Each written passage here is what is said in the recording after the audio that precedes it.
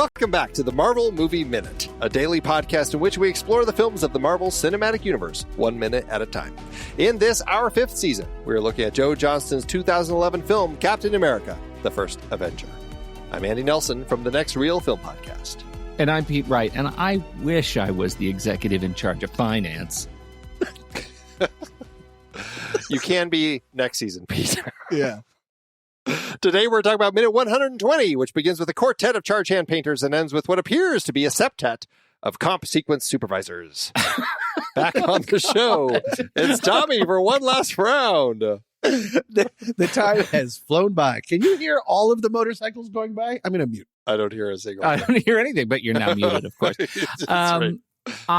I think you might be listening to this thinking, does this movie ever end? And you should know, we think that's a good question, too.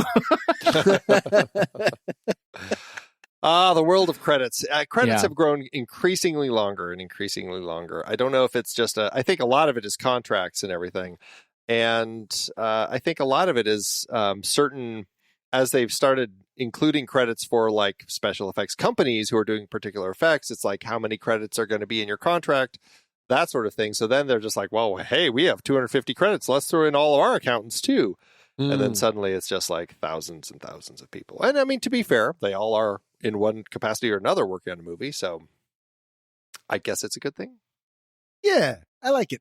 Do you feel like every movie would be better served if like the credits were running on one side of the screen and it was just like outtakes or something else going on the other side of the screen, like sometimes? God, yes. Yes. I'm so sick of the scroll. Really? Do something for me. I even like it. I like it when, like, what was it? Nemo. When Nemo had little fish swimming back and they had little exchanges behind names and stuff. That's cute. Give me something to look at. This just the scroll of names. Yeah, never ending. I mean, no judgment on the people. I didn't realize you had such hate towards He's credits. Furious. Look at him. I've never seen so upset. His face seething. So red. Do you know you it look has like a Red good Skull, Pete? side thing of like bloopers and stuff while the scroll's going by? What's that? 30 Nights on Tubi. We'll talk about it later. Fantastic. Yes, I think there should be more of that. Okay. Well, do you have any favorites? Any movies with credits where they do that are some of your favorites? Like 30 Nights? God, I wish I could think of it. There's a movie. It's a little bit baudy. Some sort of, I don't know, monthly sex movie. That does it. It's really, really great. Monthly sex movie. That's what we're called in Vietnam. That sounds like a subscription some people sign up for. Yeah. Searching for that. I, as a kid, always remember being completely charmed because I think it was probably my first experience really with breaking. Really charmed with Burt Reynolds movies. Yep. When he and Mr. Dom DeLuise would sort of crack each other up. That Cannonball Run, and those Carol credits. Burnett. Yeah. Show. I agree with that. I think like Hooper Hooper was a little bit more serious, but all the I think just anytime you get Burt Reynolds and Trans Am and closing credits, and I'm there. But I also loved the closing credits for The Hangover. Do you remember the closing credits for The Hangover? All the photos. The still photos of the camera, and it was just there. It was basically Zach Galifianakis like naked, like it was just crazy. And we like for a movie that was already for me very, very funny. That I thought those credits really leveled it up with the just. Speaking of a little bit body, so I thought it was great. So, but again, like those are basically the pre-credits scroll sequences, right? I think you were talking about Cannonball Run and you're talking about like Smokey and the Bandit, like those are credits with the side things, and I like that better. Mm-hmm. Yeah, they usually don't go through like the entire credits. They do it for as long as they have enough, and then it just kind of eventually fades into the regular credits. But I always enjoyed those too. There are times where it works better than others, like being there. As much as I laugh seeing Peter Sellers, breaking and cracking himself up, it also really throws you out of the movie. Right. Like when you just watch this very serious movie with Peter Sellers, and then suddenly it's like a laugh reel with Peter Sellers. Like, whoa, what just happened here? Yeah. So there are times, but yeah. All right. Before we talk about credits here, I did want to talk to you two about Marvel Cinematic Universe and the grosses, the box office grosses for the films. I want to get a sense from the two of you. We're at number 5 in Phase One at this point. So we've had Iron Man, The Incredible Hulk, Iron Man 2, Thor, and now Captain America, the First Avenger. Do you have a sense of those 5 films, which one made the most money? Oh. And this is worldwide box office gross. No. Gosh, that's a really interesting question. Was Howard the Duck on the list? I can't remember. I think this movie cost $140 million and grossed $380. That's my guess, but I don't know the answer to your question. Okay, well, I'm glad you're going there because I didn't go there, but good information. You said which one at the time? Would it be Iron Man? Yeah, it which one wouldn't be Hulk which one time. had the highest box office gross? I think it was Iron Man. I'm going to say Iron Man also. Please. No, it wasn't. I don't think it was. I think that because Iron Man was just getting started. Like people got into it and then they would go see the next one, right? So maybe, the real question is, was the Incredible Hulk on par with Iron Man? And I don't think that is true. No. I think it has been largely Okay, well let's do it this way. So Iron Man did well. Yes. Let's just say that. Okay. Did the Incredible Hulk do better or worse than Iron Man? Worse. You are correct. Okay. It did worse. Next was Iron Man 2. Did it do better or worse than the Incredible Hulk? Better. Did it do better or worse than the original Iron Man? Better. Interesting. Because it wasn't considered better, right? It wasn't considered better. 2 is kind of a lower part. That's when I first started to be like, this might not be for me. If you're going by IMDb star ratings, which we like to do from time to time, Iron Man 7.9 stars, Iron Man 2 6.9 stars. Oh, so not that big. I'm going to say better because I think things are all going up. You're both correct. Iron Man 2 did better than the original Iron Man. So right now we have Iron Man 2, highest gross, then Iron Man, then the Incredible Hulk. What about Thor? I think Thor was the odd entrant at this point, and I think it did worse. But probably better than Hulk.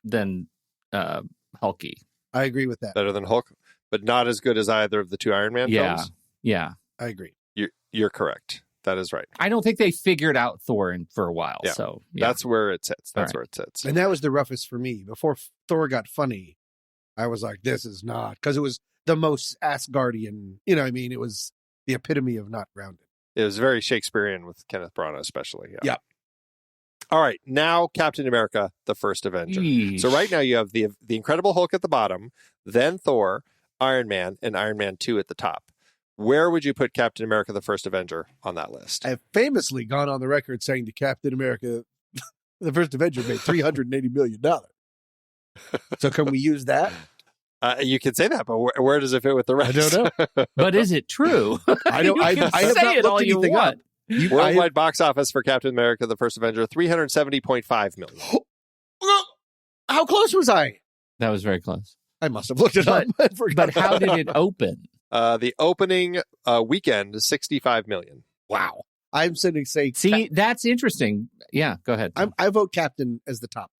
I'm the captain now. I don't think I don't think it beats Iron Man 2. Does it beat Iron Man? I think it beats Thor and Hulk. I don't think it beats the Iron Man movies because I think people didn't understand it. Am I close? Tommy? I'll go with that. Okay. You're not right. It actually, Iron Man 2 did the best, and then Iron Man, and then Thor. Captain America, the First Avenger, struggled finding its audience. Really?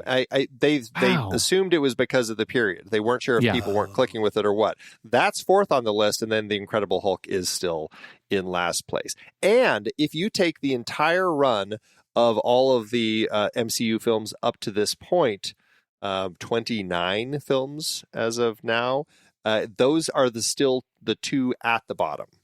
Huh. So, in fact, if you look... Fascinating to me. Fascinating. Yeah, if you look at the films that we're talking about, Iron Man 2 is actually 20th on the list. And then Ant-Man and the Wasp, Iron Man, Ant-Man, Thor, Shang-Chi and the Legend of the Ten Rings, Eternals, Black Widow, Captain America, the First Avenger, The Incredible Hulk. Wow. That's interesting just because, I guess maybe it's because I'm an old coot, but the time period is what makes this movie work for me. Yeah. Well, and that a lot of people say that. That's a very popular opinion. I just said it.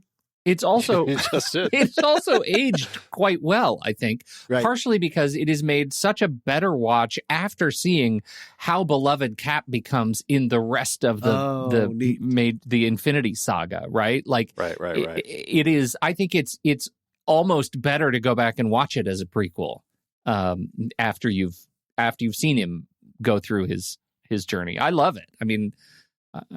It is strange. I think they had to make this movie. I think they had to make this movie to set that story up. But I guess I can see how it might have not been received quite as well. This was so early in the Marvel superhero extravaganza. Just out of curiosity, we'll probably talk about this in much later seasons. How would you guess that the 3 Captain America films did budget-wise? Obviously, this one's at the bottom.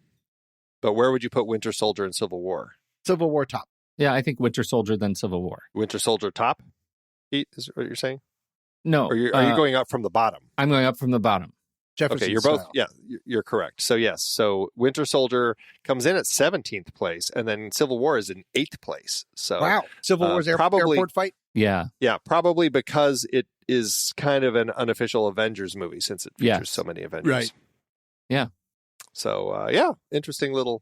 Fascinating. Yeah, that's really interesting. And I think that's really funny because they use Cap as such a utility player in so many different movies. I guess not so many different movies, but they have the sort of the Cap and Avengers movies blend together so sort of thoroughly for me. Well, it's interesting because once he wakes up at the end of this movie in 2011, he essentially is like this might as well be representing the Avengers. Like that's he's been woken up just to join the team.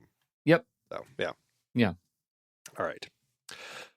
So anyway, that's a little bit of interesting stuff. Now jumping back into the credits, we're continuing the construction credits, and then we have our unit nurse.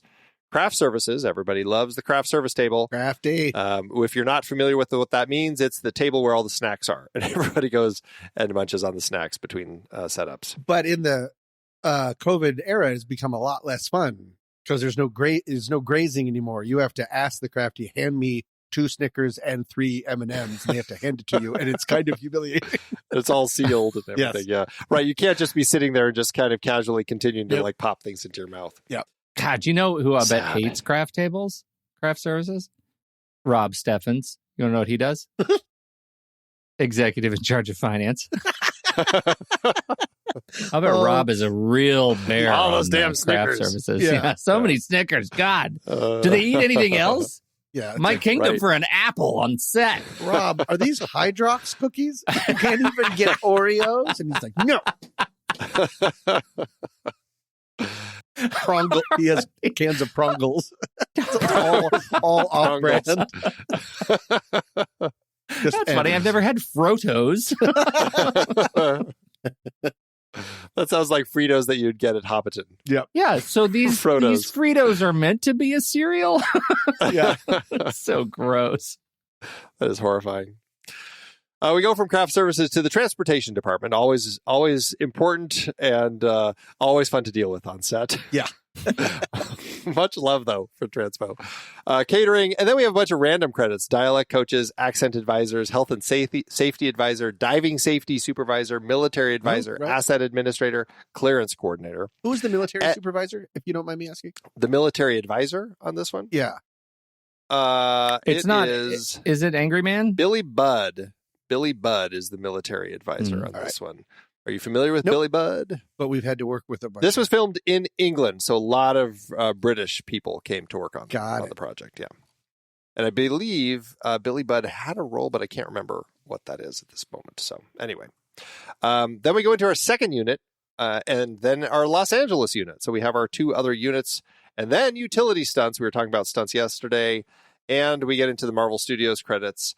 We're ending with we're in the visual effects and animation section of the credits, which tends to be longer and longer, particularly with these big superheroes films. And we're in the credits for the company Double Negative. Between today's and tomorrow's credits for Double Negative, they have a total of 248 credits just for the work they did on the film. Wow. And that's just one of the companies. So we'll see. We'll talk with our guest next week as we close out the film about the rest of the visual effects companies. A few names to call out. First of all, plasterer Kevin Smith. Oh, that's fun. He is just really multi-talented kind of guy. Well, since he's podcaster, filmmaker. Yep. Yeah. Working as a plasterer is a good way to slim down. And then I did want to call out that in the second unit, in the grips, there were two Andys working together, Andy Hopkins and Andy Edridge, and Ken Musson. One of these things is not like the other. Ken, change your name. Should be Andy Musson. Yep. The Andy trio. All right, we've got a couple nicknames in this minute. Let's see if you can guess them. Pete, no peeking. Action vehicle technician Paul Bone. What do you think Paul Bone goes by? Boner. Skellington. Those would both be great. Well, Boner maybe not so much. Yeah. Unless you're in an 80s I movie, guarantee you, in his frat house, he was Boner. Yeah, I'm sure you're right. His nickname is actually Popeye. Oh, no, I would not have ever come to that. I want to know if he has a little corncob pipe that he walks around with, or just loves his spinach. Maybe he's always hitting up craft services. Do you have some extra spinach for me? And also,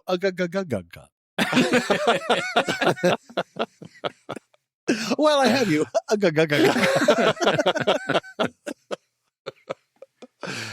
Oh, good old Popeye jokes. Gotta love them. Yep. In the second unit department, the Libra head technician is Michael Buxton. What would Michael Buxton's nickname be? Michael Buxton. Busty? Buster. Michael Buster Buxton. Michael, I'm going to go with Super Duper. Michael Super Duper Buxton. You're not even trying. All right, I'm going to go with Boner. And Pete is. The nickname for Michael Buxton is Joe. No, it's not. Michael. Impossible. Joe. Michael, Joe's come not a on. nickname. Is it really? Is it like in quotes too? Like It is. It is in quotes. Oh man. I know. Would I know. Nick be a fun nickname? Has anyone ever said that before? Okay, go ahead.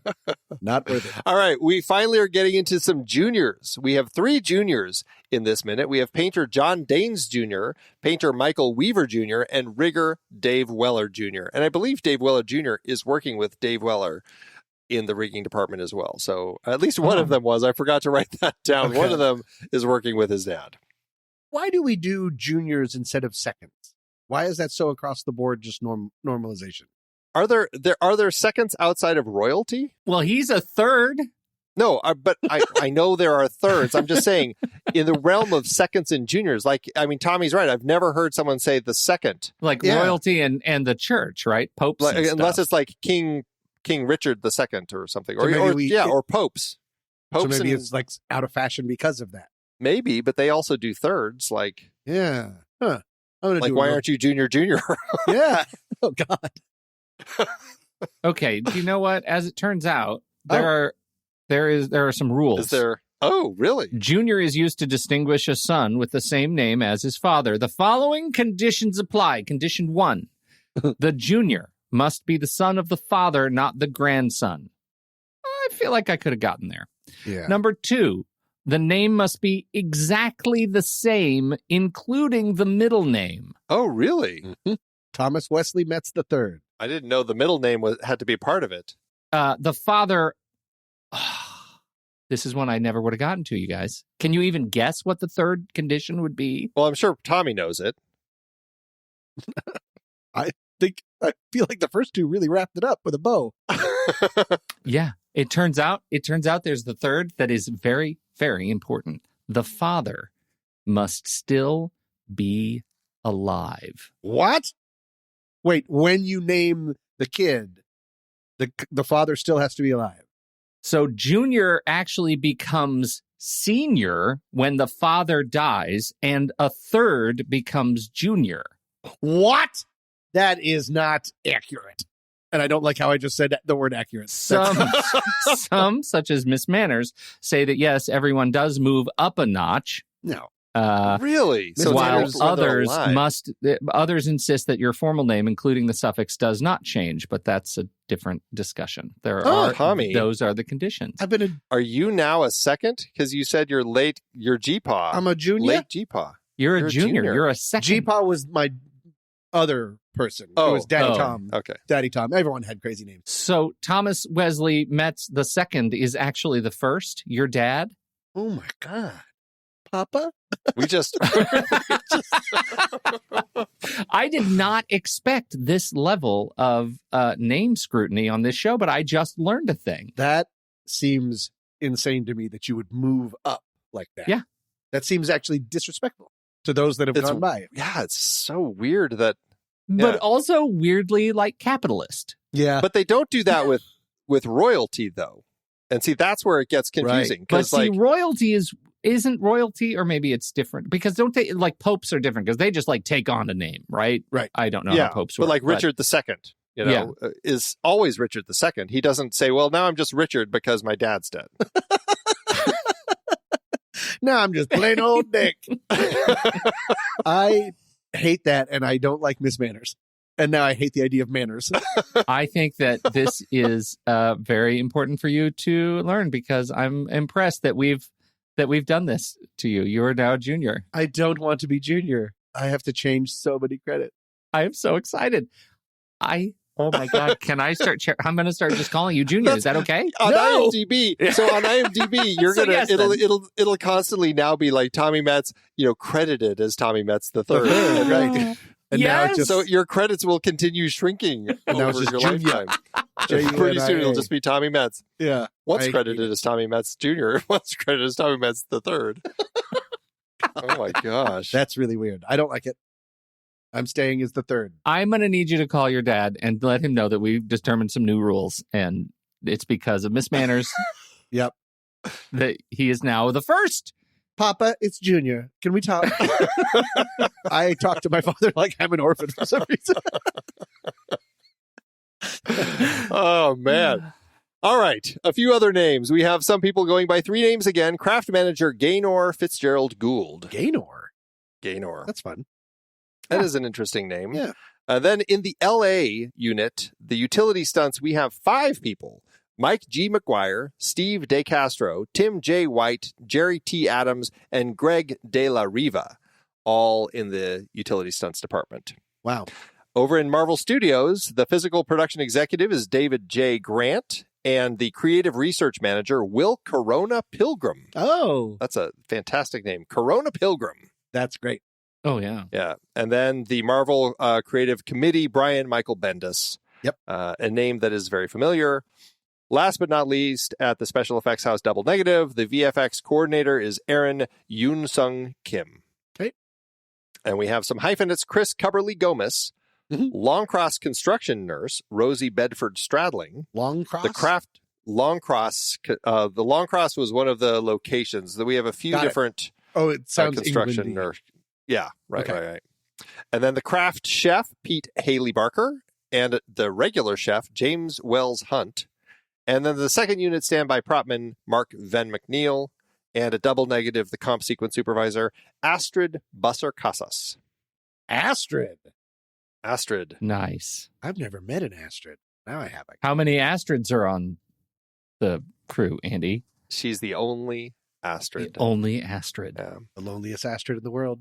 Do you think Astrid took off as a name after the How to Train Your Dragon books and movies came out? Because that was the girl he falls for, right? Well, that's interesting. I don't know. Was it? Baby Names website. Let's go look. Name. How popular is Astrid? Named after dragons.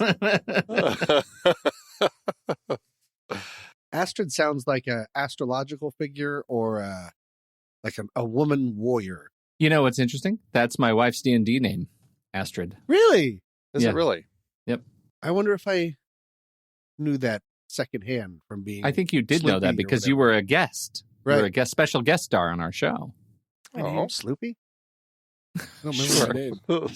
Sloop Dog? I was like an old guy. Yeah. All I know is he comes in and he gives everybody 5,000 experience. And that made Kurt so mad. All that. That's hilarious. All right. Well, that's it with our credits today. We're getting to the point where we're hitting a bunch of VFX names, and we're going to start seeing just wall-to-wall names coming next week. But we're not quite there. We will be soon.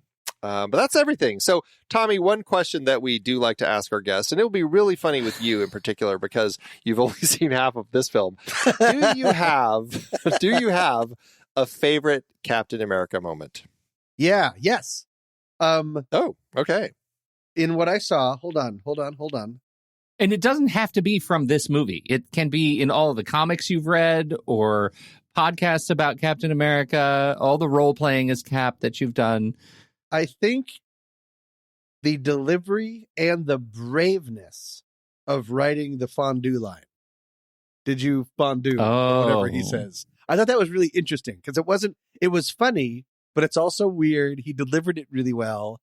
And for a script to have a second for something so weird in it, when usually everything's blowing up and there's like this, that's sort of an emblematic of what sets Marvel apart.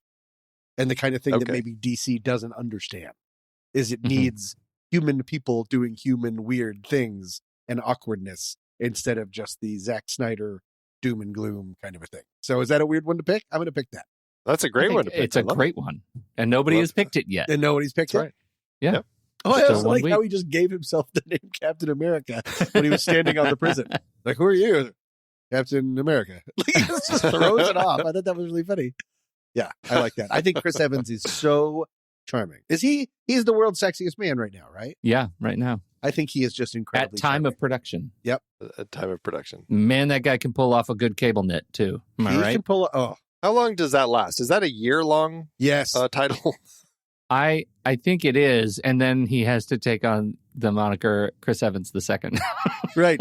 He's the ex-sexy. Somebody else takes over. Yeah. Yeah. Sexiest goes junior. down the line. Yeah. Yes. That's what happens. It's when you take on some other sexy man's name. Right. When you take on the mantle. Who would he be? Who was sexiest man last year? I don't know. I'm sure he would be Robert Redford II.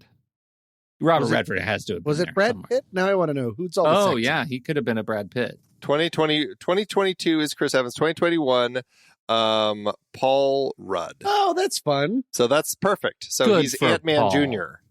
Ant-Man Jr. Do you know who the first one was in 85? Mel Gibson. That aged well. Is that when it started? Ooh. Oh, wow. How times change. Yeah, Yep. things are Times going great. change. Yep. Nick Nolte. Interesting. It's interesting to look at I don't know why this is where Yeah. this is how these things go. Next up after Mel Gibson was Mark Harmon. Oh, Harry I could see Hamlin. Mark Harmon. Harry Hamlin. Good. Hunky. Then John F. Kennedy Jr. Probably. Come on. Sean Connery at the age of 59. Hmm. Sexiest man in 1989. Wait, stop looking. I have a trivia question. Mhm. Okay. What one actor has been named sexiest man alive more than once? George Clooney. No, George Clooney's only been named once. Nope, you're right. Twice. There's actually a couple of people that have been twice. I really have to remember. I was going to say Tom Cruise, but I desperately have to continue scrolling before I start screaming out facts. It looks like both George Clooney and Brad Pitt, at least. And I was going to say Tom Cruise has to be on there, right? Bobcat Goldthwait. Tom Cruise is on there. Goldthwait. Adam Levine, hard pass. This is okay. So Tom Cruise, Patrick Swayze, then Nick Nolte. Yeah, that's crazy. Yeah. But that must have been like Bonfire. It was the year. It was right when he did Down Prince of Tides Beverly and Hills. Cape Fear. Real counter programming. That's when we were doing Homeless Chic. Yeah, that was That's right. Then Richard Gere, Brad Pitt, Denzel. Like it. Yep. George Clooney, Yep. 1997. Harrison Ford. It took until 1998 for him to be sexy enough to get the moniker. Then Richard Gere, the second time. Actually, no. In 1993, it was as the sexiest couple. They didn't give it to him as a single person. It was him and Cindy Crawford, sexiest couple alive. What's that about? He didn't. I don't know. He didn't get a solo cover until 1999. Then Brad Pitt again. Pierce Brosnan because of all the Bond movies. Yep. Then Ben Affleck right around the time that he fell apart with you, Tom. Oh, fantastic. Cigarette Magoo. That's right. Johnny Depp, Jude Law. Okay. Matthew McConaughey, George Classy Clooney guy. again, Matt Damon, Hugh Jackman, Johnny Depp again, Ryan Reynolds, Bradley Cooper, and then Channing Tatum. Yep. Oh, Adam Levine. Interesting. The first music star to be named. Gross. Fascinating. That is, then Chris Hemsworth. Then David Beckham, the first pro athlete. We can't argue with that. He should have been every year. Then you have Dwayne "The Rock" Johnson in 2016. Then you got Blake Shelton. So two judges from The Voice have now been up there. Idris Elba, John Legend, Michael B. Jordan, then Paul Rudd, and now Chris Evans. Wow. Next year. It's about 10 years too late for Chris Evans. Fingers crossed. Pete, we're getting you on that cover. Yeah. Yep. That's right. Is there a lobbying effort that I can undertake? Sexiest podcaster. Tommy and I submitted write-in candidacy. I got a few bucks to throw around. I'm not saying I'm going to bribe people, but I got $50 here that. But I just might. Has my sexy name written all over it. That's right. Literally, you wrote it all over the dollar. I did, right. Pete Wright is sexy. Pete Wright is sexy. Pete Wright is sexy. Pete Wright is sexy. Okay, let's wrap this week up. It's been a lot of fun chatting with you, Tommy. Thank you so much for joining us to talk about names on black over the course of the week. This has been wonderful. I want this weird tradition to keep going because it's so absurd to do the minutes credits. It feels right in my words.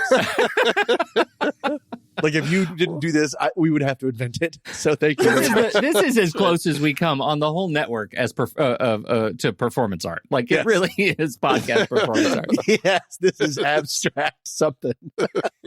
Thank you both for having me. It is always a pleasure. You guys are the best. Oh, we had a blast. Remind everyone one last time where to track down your movie. It's just Check Tubi. it out. Just go to Tubi and press play and just swim in it. It'll pop up eventually. Yeah. Oh, we had a great time this week. We'll be back next week for our last and final week of Captain America, the First Avenger. Finishing it up with 5 episodes next week. And another guest that we'll have for the week. So looking forward to that.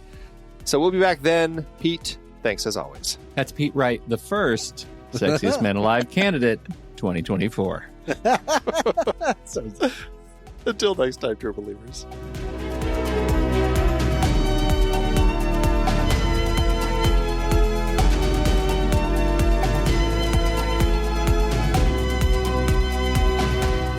Marvel Movie Minute is a production of True Story FM. Engineering by Andy Nelson. This season's music is Spread the News by Anthony Vega, and this season's show art is by Winston Yabo. Find the show at truestory.fm, and if your podcast app allows ratings and reviews, consider doing that for this show.